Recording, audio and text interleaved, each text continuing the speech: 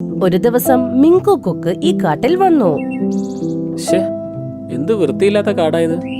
ഇവിടെയുള്ള മൃഗങ്ങൾക്ക് വൃത്തിയൊന്നുമില്ലേ? അവൻ ആ കാട്ടിൽ 2 ദിവസം നിന്നു. കാട്ടിലെ മൃഗങ്ങളുടെ മടിയൻ സ്വഭാവം കണ്ട് അവന് സങ്കടം വന്നു.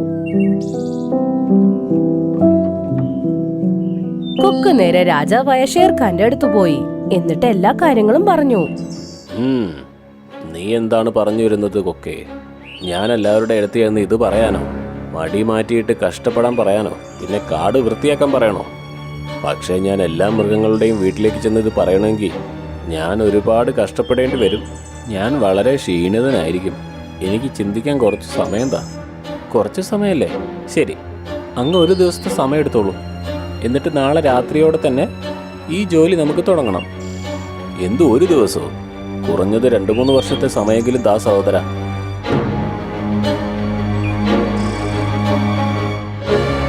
എന്റെ ദൈവമേ, ഈ കാട്ടിലെ രാജാവ് വരെ വലിയ മടിയനാണല്ലോ. ഈ കാട്ടിൽ ഒന്നും ചെയ്യാൻ പറ്റില്ല.